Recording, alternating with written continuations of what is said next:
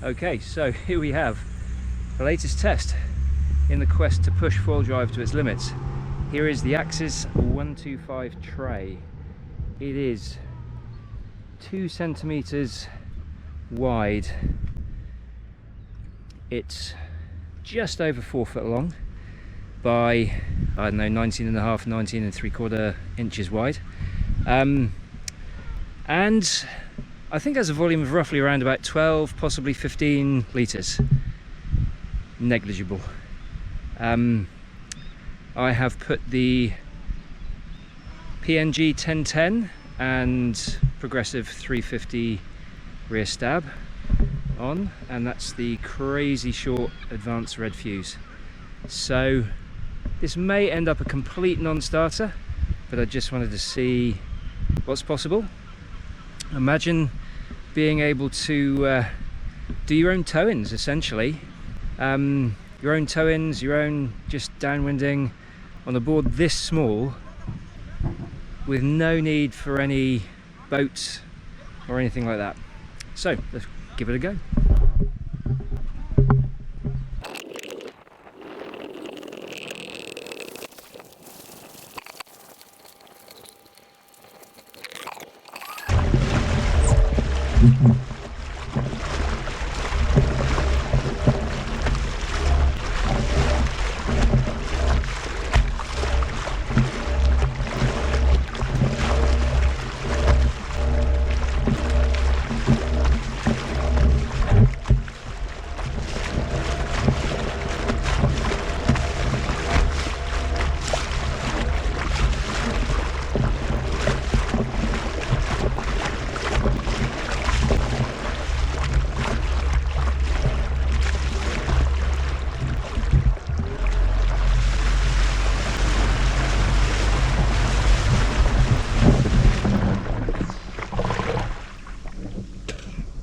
Well, that was pilot error because my finger slipped off the trigger. So let's give it a go.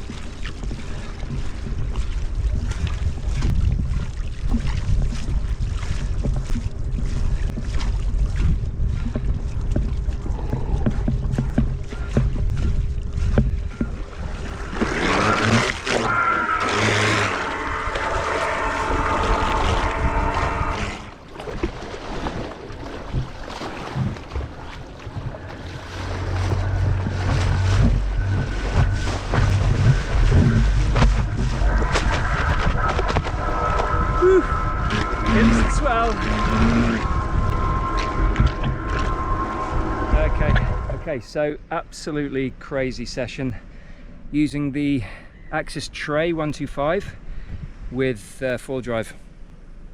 Started off on the 1010, the PNG 1010. Absolutely easy. Definitely uses up more battery power, so you get through your battery quicker. I reckon the takeoff probably draws about twice the amount of power, but once you're up on foil there's no difference, and you're on a smaller, lighter, more maneuverable board. Then swapped over to the ART 1010. Again, could get up on foil with I don't think much, if any, more difficulty than on the 30 litre board or the 37 litre board. Just need a little bit more precision with the takeoff. So obviously it sinks if you put a feather on it. So when you're lying on it, you have to have the nose right up in the air at arm's length with your hands on the nose. Pull the trigger, and as it starts to move, bring the nose down so that you're accelerating to bring the board onto the plane as quickly as possible. Another alternative would be to put a layer of foam on top of the box. I've seen some people saying that that helps the wireless signal to go through even if it's slightly submerged. But yeah, what can I say? My conclusions are that it's the size of the foil that has a much bigger impact on being able to get up on foil than the board itself. The day today, look at the sea state, incredibly flat, but even then there was just the tiniest little bit of swell, you know, just a couple of inches, and you've got to time it right. So if you time it right when there's bigger swell, it shouldn't be a problem at all, even on a much smaller foil.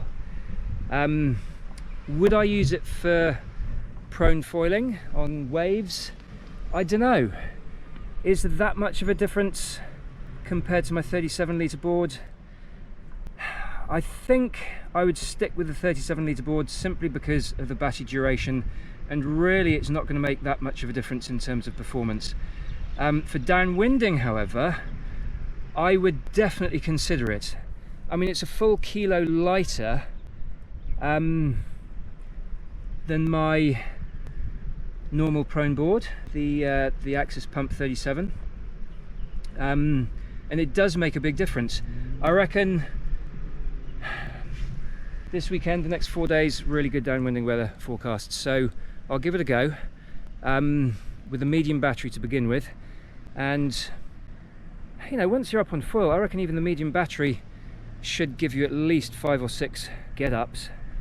I don't fall that often when I'm downwinding nowadays, so yeah, I'll give it a go. I'll try and film it and I'll report back, but just so pleased with the result. For reference, I'm 82 kilograms, and the board, like I said on the intro, probably around about 12 litres. Crazy. So there's a few other things that I thought would be useful for me to point out while I play a couple of clips of me while I was up on foil during this session. Now, cruising out, lying on the board, I found that I had to go at least 60, if not 65%, and that is obviously, like I said before, going to drain the battery a lot quicker. Getting up on foil, probably, as a rough estimation, takes twice the amount of battery power for each time you have to get up on foil, because so much more drag. But obviously once you're on foil, then you're not using FoilDrive, and even e-foiling, you're not going to be using any more battery power than, you know, whatever board size you've got, because the board doesn't come into it. On reflection, I don't think I'm going to use this board for riding waves. However, for downwinding, I really am going to give it a go. I did mean to say the small battery, not the medium battery, when I was talking about it before. And what I'll probably do is I'll take this board, this whole setup out on flat water again with the small battery, and just do nothing but get-ups and see how many times it can get me up onto the foil. That'll be super interesting, I think. And it'll also give me a much safer basis for doing a downwinder with it. And for downwinding, the lighter your setup, the better. And the Axis tray is about 1 kilo lighter than the Pump 37. So that, combined with the small battery from the FoilDrive Plus, should make a really significant difference for when I'm downwinding. So why the tray 125, not the 110 or 94? Well, I don't do that much pure dock starting anymore. Now that I've got FoilDrive and I'm using it with a prone board like this, I find it much better training for wave riding, because this whole using it on flat water like I'm doing here, where I'm doing a constant mixture of alternating between pumping and e-foiling, for me that mimics the whole action of, you know, catching multiple waves, where you ride a wave, you pump back out, you ride the wave, you pump back out. It's the same sort of muscle group action. Now, hang on, if I remember rightly, something's nasty going to happen. Oof, yeah, too shallow. Thank goodness it was only sand. So, anyway, look at this. Right, what happened there, I'll show it again, and now in slow-mo. There we go.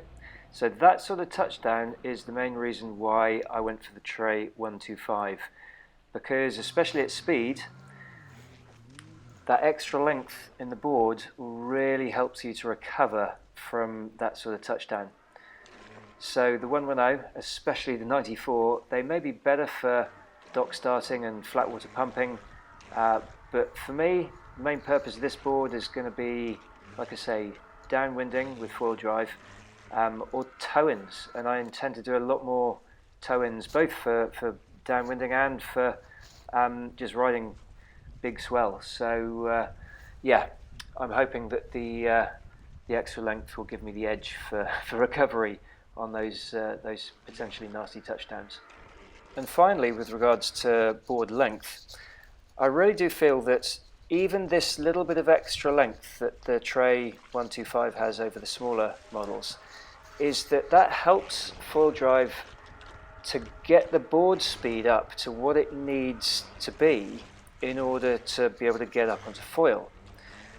Now, I honestly believe that maybe even up to 80 or 90% of what helps you get up onto foil is the foil itself.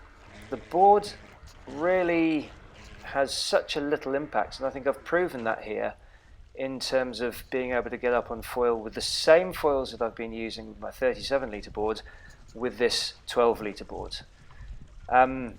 So, okay, board volume will definitely help with battery duration, and when you're learning, a little bit of extra volume will certainly help.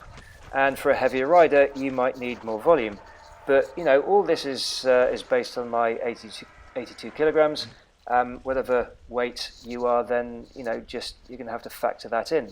Look back at the different board sizes and volumes that I've used. Although the 60 litre board was good at the time for me because it helped me learn the technique, I don't think it was 100% necessary. Knowing what I know now, I think going to the 30 to 40 litre board range would have been okay. So if you're starting, don't think that you have to go through the same transition of board sizes as I did. Although I wouldn't jump straight to a 12 litre board, because you really do notice a lot more in terms of difficulty and a lot less in terms of battery duration. Anyway, hope it helps. Have fun.